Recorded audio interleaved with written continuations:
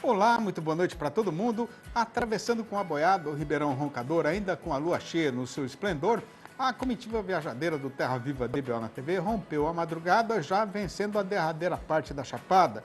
E depois de entregar o gado na Santa Luzia, convida agora os companheiros desta freguesia para participar da nossa função novidadeira, que começa agora com a apresentação da prosa brideira do dia.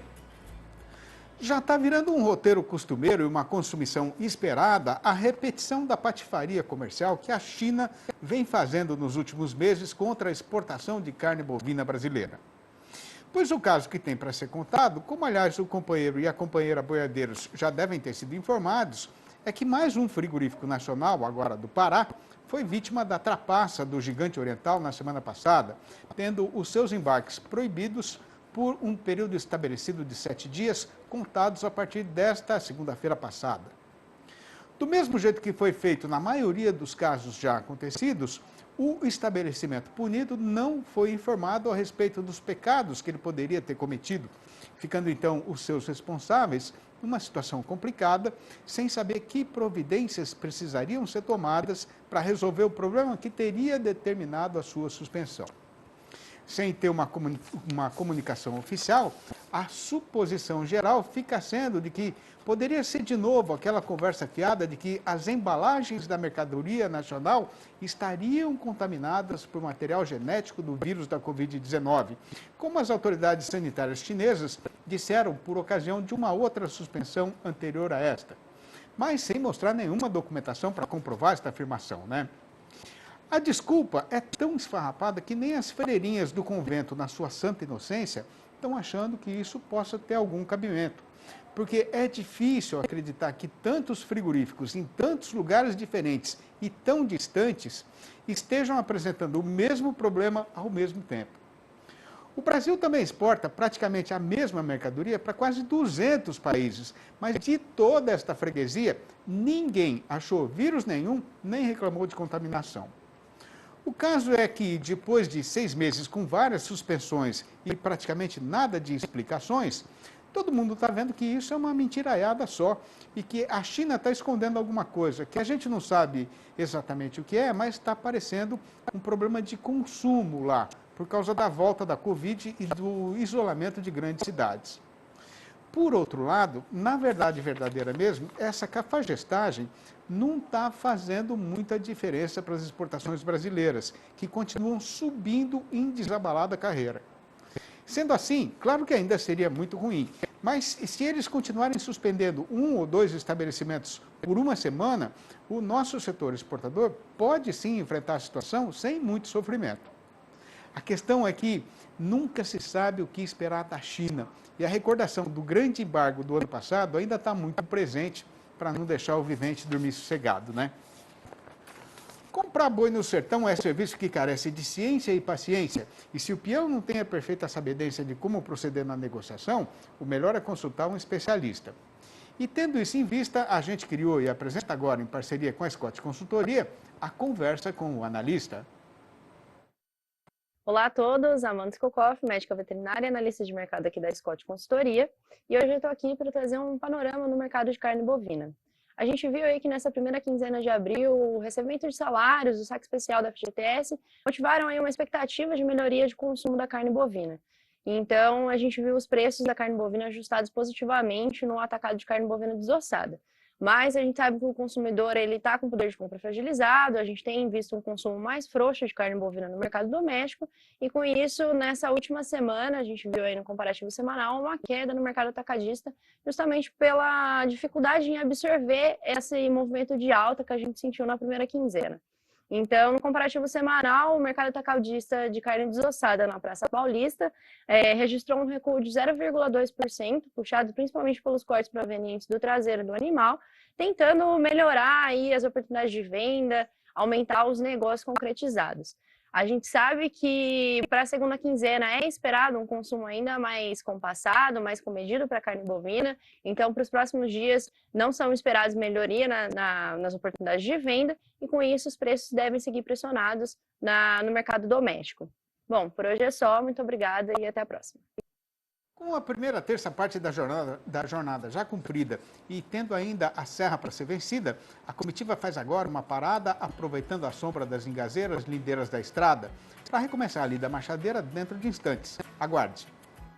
Apesar das lambadas levadas do mercado, como a disparada no custo de produção e a suspensão da exportação de carne bovina para a China do meio para o fim da temporada, o ano passado acabou sendo bom para quem engordou gado no coxo, de acordo com o levantamento do setor feito pelos técnicos do Tour DSM de confinamento. Pois então, com o avançamento do calendário, já está chegada a hora de fechar a próxima boiada, né? Mas a questão é que agora já está tudo muito mais caro, desde o gado até a ração, e não vai ser fácil para o companheiro boiadeiro ganhar dinheiro com a atividade. Aí, para saber o que é que deve acontecer nesse mercado daqui para frente, a gente convidou para a nossa entrevista do dia o médico veterinário Hugo Rezende da Cunha, gerente de confinamento da DSM Tortuga, que vai participar da função, falando ao vivo por vias internéticas, diretamente de Lucas do Rio Verde, em Mato Grosso. Boa noite, Hugo. Muito obrigado por você aceitar prosear com a gente aqui na televisão. Seja muito bem-vindo e sinta-se em casa, viu? Boa noite, Sidney. Boa noite a todos que estão nos assistindo. É uma satisfação estar aqui no DBO na TV. Satisfação é nossa. Hugo, antes de falar do resultado em si, né, como é que funciona o Tour DSM de confinamento? Sidney, o Tour DSM de confinamento, ele tem por objetivo principal demonstrar através de dias de campo resultados zootécnicos e econômicos de bovinos de porte confinados e semi-confinados com a utilização das tecnologias exclusivas para a nutrição animal da DSM. Então, é realmente, Sidney, um trabalho aí de extensão rural, de levar informação ao campo e de colocar as nossas tecnologias à prova em confinamentos comerciais. Hugo, falando agora aí da parte que mais interessa para o pecuarista que investe na atividade, né? O confinamento deu lucro no ano passado? Sidney, tivemos um ano difícil o ano passado, né? Vários eventos aí, né? A exemplo do efeito China, como você mencionou aí no bloco anterior, né? Então, nós tivemos aí 4 meses difíceis, porém, quando nós falamos na média do ano, nós tivemos aí, com base nos resultados, né, dos clientes que chancelaram as etapas do Tour, resultado positivo. Tivemos aí um resultado interessante no confinamento, considerando o ano todo, o Sidney. Agora, em termos de rendimento e produtividade, Hugo, como é que foram os resultados apresentados aí pelos confinamentos que participaram do Tour? Bom, interessante, Sidney, que no ano passado nós tivemos um aumento nos dias de coxo, então os animais ficaram aí um período maior no confinamento. Nas etapas que chancelaram o Tour, nós tivemos um período médio de 107 dias de coxo, versus 98 dias das médias das etapas anteriores, e resultados muito interessantes, com aumento no ganho de peso diário, aumento no ganho de peso diário de carcaça, 15% superior à média nacional, resultados aí acima de 1,150 kg de ganho de peso diário de carcaça. Rendimento de carcaça elevado e os animais produzindo 8,19 arrobas nesses 107 dias. Então, um resultado bem interessante, Sidney. Resultados zootécnicos que colocam realmente aí à prova, né, a utilização das nossas tecnologias. Agora, Hugo, dá para calcular a diferença que o uso de tecnologia fez no resultado final do confinamento? Com certeza, Sidney, hoje os confinamentos têm melhorado muito a parte de gestão dos confinamentos, estrutura, parque de máquinas, né? Então, nós observamos aí que os clientes que utilizaram essas tecnologias tiveram um resultado, uma rentabilidade 50% superior à média nacional.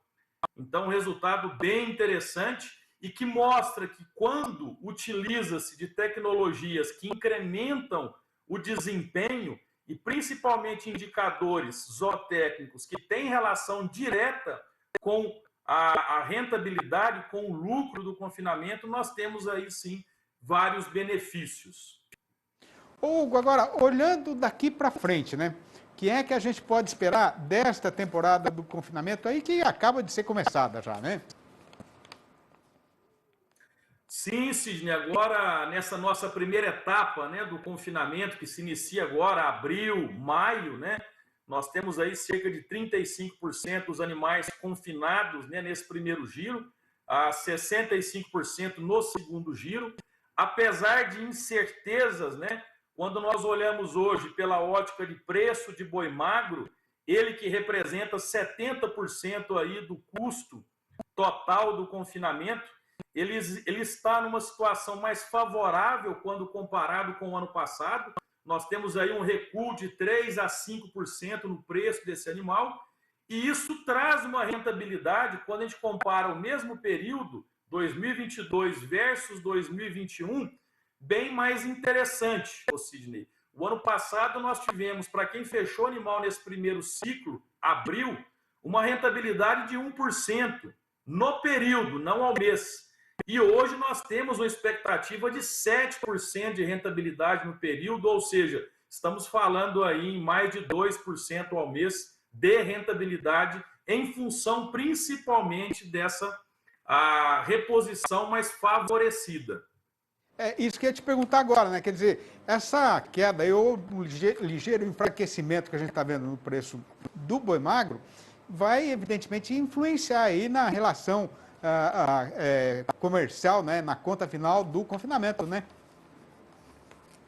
Com certeza, Sidney, essa é a nossa expectativa. Então, nós acreditamos, através aí do nosso censo, né, do nosso levantamento aí de confinamento, num possível incremento no volume de bois confinados, quando comparado aí com o ano anterior.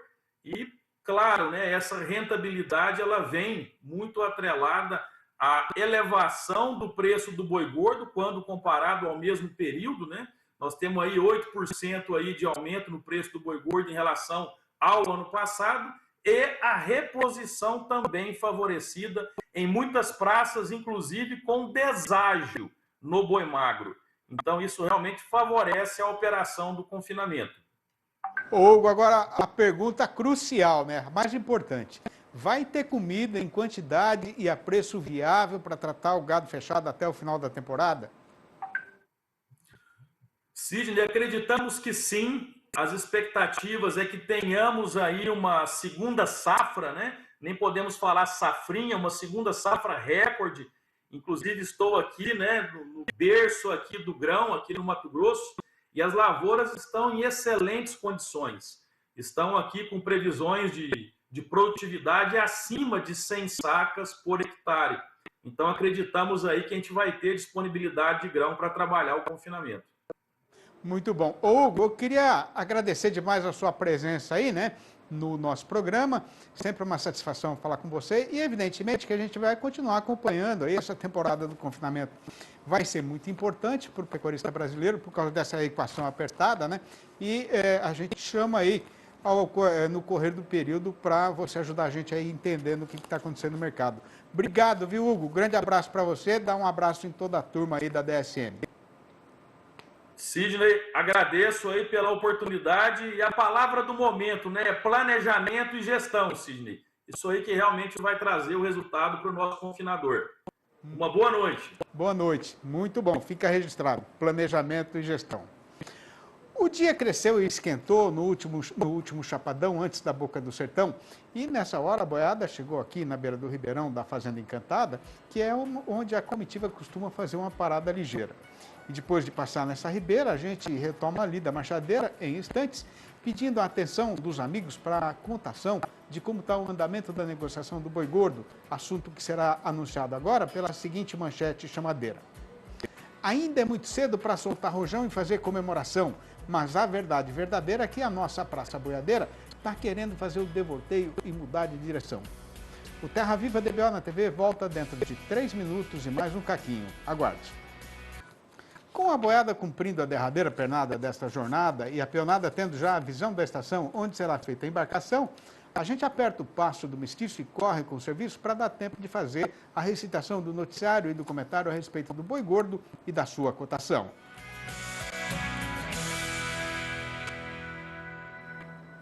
E atenção, muita atenção, o companheiro e a companheira boiadeiros ou não, que estão aí na frente da televisão, porque o caso acontecido agora está dando uma indicação importante de que o vento pode estar mudando de direção no mercado.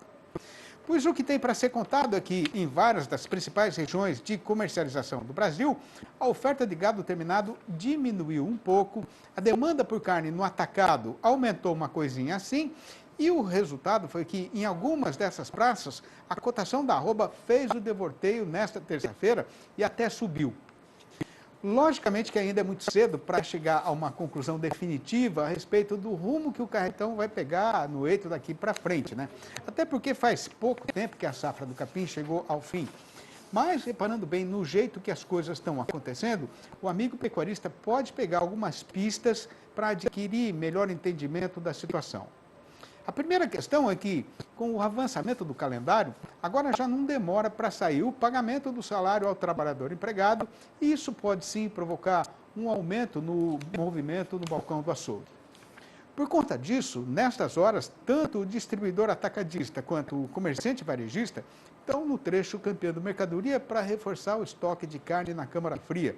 Ainda mais agora que o povo que tem direito está recebendo também o abono do FGTS, o Fundo de Garantia do Tempo de Serviço, e a primeira metade do 13º dos aposentados. De qualquer maneira, ninguém deve soltar rojão ainda, nem exagerar na comemoração, porque esses dinheiros são breves e passageiros, e um possível crescimento das vendas deve ser ligeiro. Por outro lado, também é verdade verdadeira que, em alguns estados, o comprador não está mais achando a mesma facilidade para encher o caminhão. E aí o sujeito já está pisando no chão com mais cuidado. Já a respeito do setor exportador, a preocupação continua sendo a China, não só porque eles continuam suspendendo temporariamente os embarques de alguns frigoríficos, mas porque a epidemia de Covid-19 piorou muito lá. E isso pode prejudicar gravemente a sua economia. Mas, pelo menos por enquanto, as exportações brasileiras continuam subindo em desabalada carreira. De acordo com a SECEX, que é a Secretaria de Comércio Exterior do Ministério da Economia, nas 4 primeiras semanas de abril foram despachadas para o estrangeiro 119.450 toneladas. A média diária foi de 8.530 toneladas, ou 36% a mais do que no mesmo período do ano passado. No balanço do dia da Scott Consultoria, foram registradas mudanças nas cotações em 9 das 32 regiões pesquisadas no Brasil inteiro, sendo que em 8 o preço subiu e só em uma única e solitária a cotação foi na direção contrária. Esta uma foi Goiânia, a capital do Goiás, onde a vaca foi derrubada para R$ 269 a prazo e livre do Fundo Rural. Já a lista das arribadas agora, né, a gente até costumou falar derriçada, mas a lista das arribadas agora foi encabeçada pelo sudoeste de Mato Grosso, onde a alta foi geral, com o macho indo para R$ 284,50 e a fêmea para R$ 266. No norte do estado, a vaca aumentou para R$ 273. No oeste do Maranhão, a fêmea subiu para R$ 263. No noroeste do Paraná, o boi pulou para R$ 306,50. No oeste de Santa Catarina, foi a vaca que subiu sozinha, para R$ 282,50. No Rio de Janeiro, o macho aprumou e avançou para R$ 287,50. Em Belo Horizonte, a capital das Minas Gerais, a fêmea melhorou para R$ 272. E no norte do estado, o macho foi levantado para R$ 283,50. Em Barretos e em Araçatuba, aqui no estado de São Paulo, o boi continuou parado, sendo falado na base de R$ 310,50. O seu Agenor foi meu primeiro professor na escola da Fazenda Roncador. E eu tenho perfeita lembrança do rigor que ele tinha no trato com as crianças enquanto ensinava matemáticas e aritméticas. Mas assim que batia o sino, avisando da hora do recreio, ele também virava um menino e alegremente vinha chutar bola no meio da gente. E sendo hoje um caboclo estudado, eu sou muito agradecido por ter aprendido tanto e me sinto honrado por ter sido ensinado por um homem assim tão bem agembrado. Assim como dançar um catira para a gente que é caipira, fazer poesia sobre a beleza da vida ou sobre a dureza da lida e do serviço de todo dia, é coisa até natural, porque tendo tanto motivo de inspiração, isso quase não exige nenhuma habilidade especial. Pois então, depois de ter feito mais uma tantada dessas prosinhas rimadas que são recitadas aqui no fechamento da nossa função, eu ajuntei tudo e publiquei mais um livro, o Versinhos de Caipira, inteirou os 4, que está à disposição dos companheiros, das companheiras, boiadeiros ou não, do Brasil inteiro. E quem quiser saber como fazer para comprar um exemplar ou logo a coleção inteira, pode ligar diretamente para mim, no meu telefone particular, que é o 11 98 224 1807, ou mandar um e-mail para sidneymastico@uol.com.br ou ainda achar meu nome lá no Facebook. E depois de cumprir com responsabilidade e firmeza a nossa obrigação de peneirar as notícias para tirar as falsidades e contar só o que a gente tem certeza que é verdade, a comitiva faz aqui a sua despedida dos companheiros boiadeiros do Brasil inteiro, deixando prometida a volta do Terra Viva DBO na TV para amanhã, às 6h30 da manhã e às 7h25 da noite. Um abraço para todo mundo e até lá então.